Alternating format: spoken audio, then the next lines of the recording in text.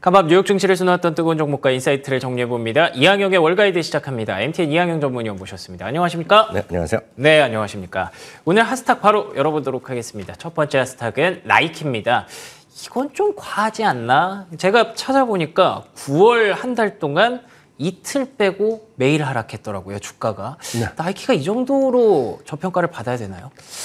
실적이 지난 분기 실적이 실망스러운 게 분명히 있었고요. 네. 앞선 코너도 얘기했지만 미국 사람들의 특히 젊은 층이 되겠죠. 결국은 학자금 대출에 상한은 좀 유예됐던 것이 이제 내기 시작했다는 거.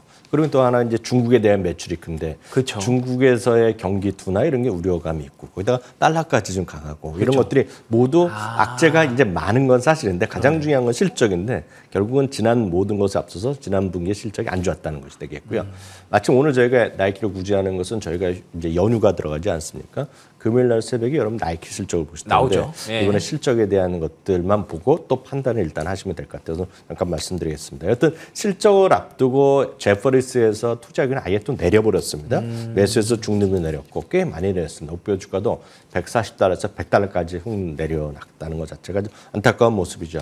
나이키와 S&P 500의 주가를 그동안의 추이를 보더라도 올해 내년을 보더라도 현격히 언더퍼폼 지고 있거든요. 그만큼 나이키 인기가 뭔가 약간은 예전 같지는 않다는 걸 느끼실 수 있을 것 같고요. 그것은 말씀드렸다시피 제퍼리스도 중국에 대한 둔화 우려를 분명히 얘기하고 있다라고 보셔야 되겠습니다. 그러면서 자체적인 전망 자체를 많이 내렸어요. 자체적으로 생각했던 2024년 회계연도에 매출도 줄이고 이익 전망도 좀 낮춰놨고요. 이들에 따르면 최근 중국 내 소위 의류 소매 판매 둔화 추세가 뚜렷하다는 얘기를 하고 있고요. 학자금 대출 앞서 말씀드렸고요.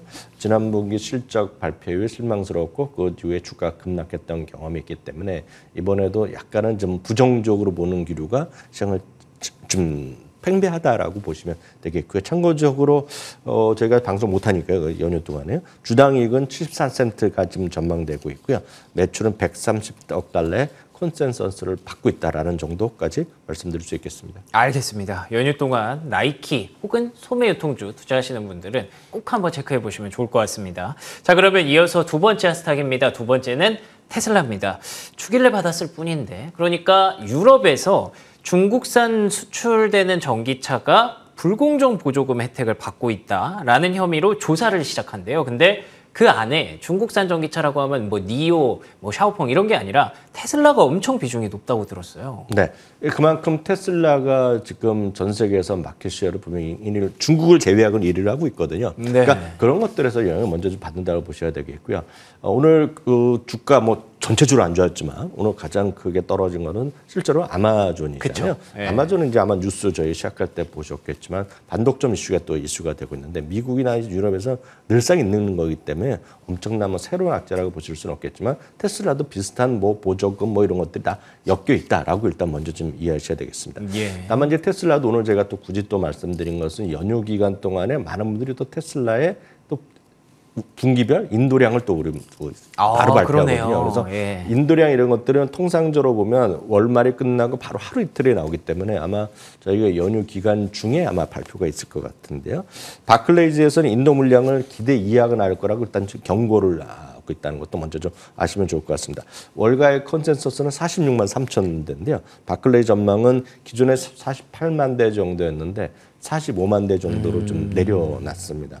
1분기 44만 대에 이어서 2분기 48만 대를 정도를 했기 때문에 좀 그 팬데믹 이후에 보면 거의 처음으로 약간은 감소한다라고 보셔야 되겠는데 일부 휴가 시즌도 있었지만 테슬라 좋아하시면 아시겠지만 지금 모델이 약간씩 교체들이 있지 않았습니까? 그쵸. 그래서 중국에서 우리나라에서도 이제 미국에서 들어오는 게 아니라 중국 내 지금 모델 Y가 들어오면서 지난달부터 해갖고 이제 물건을 지난번에 광풍으로 확 주문에 뜨면 받고 예. 있지 않습니까? 그러면서 뭔가 그 공장에서 새롭게 제품이나 하고 들어가면 약간 좀 멈추고 나서 좀 조정하는 것들이 있거든요. 그런 것들이 아마 미국이나 유럽 전부 다 유럽 그리고 중국에서도 있었던 것으로 알려지면서 큰 이슈는 아니지만 일단 발표되는 거가 인도 대수가 줄어들면 바로 매출이 연결되기 때문에 약간은 이들의 주장이 맞다 그러면 조금 마이너스 의견이 날 수 있다는 것도 좀 참고하시면 좋을 것 같아서 오늘 말씀드렸고요.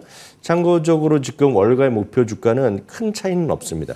최고는 여전히 $400, 최저는 $120에서 평균은 $222 되겠고요. 이거는 참고적으로 적정 가치를 여러 군데에서 하고 있는데 오늘은 그룹포커스.com이라는 곳에서 자체적인 툴로 하는 적정 가치인데요. 이 적정 가치는 지금 우리 모닝스타보다는 상대적으로 지금 높게 평가했기 때문에 이들에 따르면 국내에 따르면 과거 추이를 봤을 때 현격하게 지금 저평가돼 있다. 그러네요. 소위 매그니피션트 세븐 중에서 제일 저평가된 거라고 평가를 받고 있다는 것도 참고하시면 좋겠고 자세한 내용들은 그룹포커스.com 사이트에 한번 들어가 보시면 좀 더 공부 좋아하시면 찾아보시면 될 것 같습니다. 알겠습니다. 연휴 동안 챙겨봐야 될 두 번째 체크 포인트 테슬라의 분기 인도량 체크해 보시면 좋겠네요. 마지막으로는 코스트코입니다. 실적을 발표했는데 나쁘지 않았는데 시간의 주가가 떨어진다고 하더라고요. 어땠습니까? 네, 맞습니다. 오늘 뭐 좋은 뉴스, 나쁜 뉴스 할 거 다 떨어지는. 네. 실제로 나쁜 뉴스라고 할 수 있을지 좋은 뉴스라고 우리가 할 수 판단하기 쉽지 않지만 지금 결국 UAW의 파업이 계속 진행되고 있지 않습니까? 우리나라로 보면 이해가 잘 안 되는 건데요. 지금 바이든 대통령 혹시 오늘 뭐라고 했는지 혹시 뉴스 보시면 계시겠지만 탑 뉴스거든요. 같이 하던데요? 네, 바이든 뉴스가 여러분들한테 지지한다. 다시 예. 한번 얘기했고 여러분들은 우리나라 보면 임금 상승을 억제하려고 다들 그렇죠. 노력하는데요. 여러분들의 그동안의 성과에 따라서 이런 성과, 여러분들은 빅 레이즈가 받을 만하다. 그러니까 임금 많이 인상 받아가게 요구하라는 얘기거든요. 사실 잘 모르겠어요. 왜 그러는지.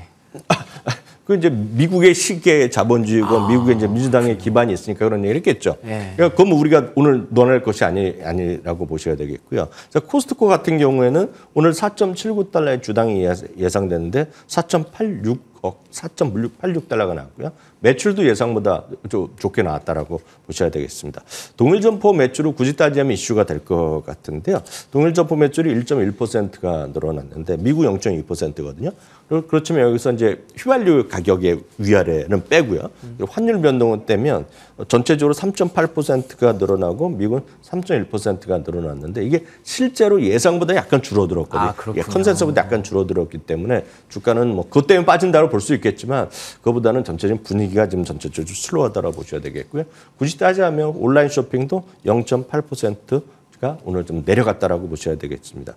다만 코스트코 같은 경우는 지난주에도 말씀드렸다시피 올해 S&P 500 대비 상당히 아웃퍼폼하는 성과를 보여주고 있는 것도 사실이 되겠고요.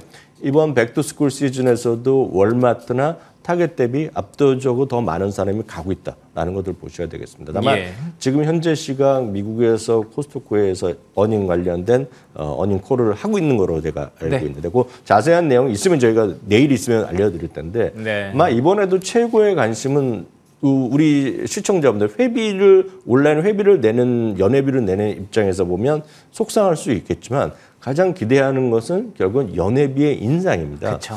그러니까 왜냐하면 이 매출이나 이익 구조 있고 코스트코 가면 여러분들 물건이 엄청 싸다는 걸 느끼실 것 같은데요. 그거는 참고적으로 말씀드리면 코스트코의 전반적인 마진이 8%밖에 안 나옵니다. 월마트가 보통 30% 이상을 보고 있고 우리나라 대형마트도 좀 얼추 비슷할 거라고 보고 있는데요. 제가 확인한 적은 없습니다.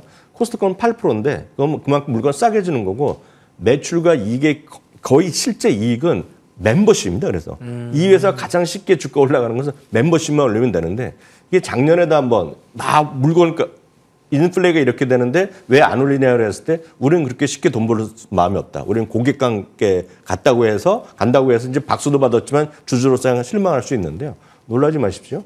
멤버십을 우리나라는 제가 모르겠지만 미국은 2017년은 오르고 안 올렸거든요. 그러니까 이런 질문들이 계속 나오고 있고 오늘도 아마 그런 것들이 이슈가 되지 않을까라고 싶네요. 알겠습니다. 코스트코의 실적 발표와 관련된 어닝스콜 어떤 내용이 나오는지 과연 요금이 올라갈 것인지 이 부분은 어쨌든 주가에는 호재가 될 수 있으니까요. 여기까지 체크해 보시면 좋을 것 같습니다. 지금까지 이항용 MTN 전문위원과 함께했습니다. 오늘도 좋은 말씀 고맙습니다.